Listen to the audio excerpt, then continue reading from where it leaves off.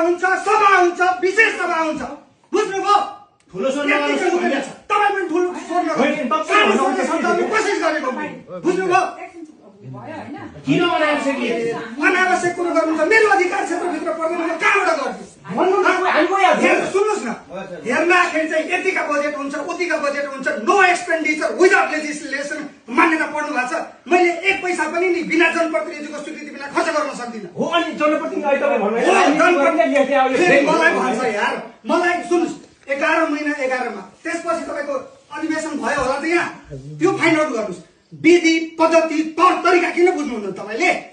यो सबै बुझ्ने भए तपाईँ ठाउँ त्यही कुरा सम्झाउन कोसिस गरेको होइन तपाईँहरूलाई मैले। जनता अध्यक्षको भन्ने कुरा हो। 3 लाख रुपियाँ मैले त्यति भए सम्झौता गर्नुहोस् भन्ने कुरा। 3 लाख तपाईँले जनता पाउने होइन क्या सर? सुन्नुहोस्, सबैले भन्नु पर्यो, अध्यक्षलाई भन्नु पर्यो, यस्तो तोप नलाउनु छ भन्नु पर्यो क्या तपाईँ? 1 मिनट हामीलाई के भन्नु पर्यो नि त यहाँ? अध्यक्ष भन्ने कुरो जुन छ नि, अध्यक्ष पनि एक्लैले गर्न सक्नु।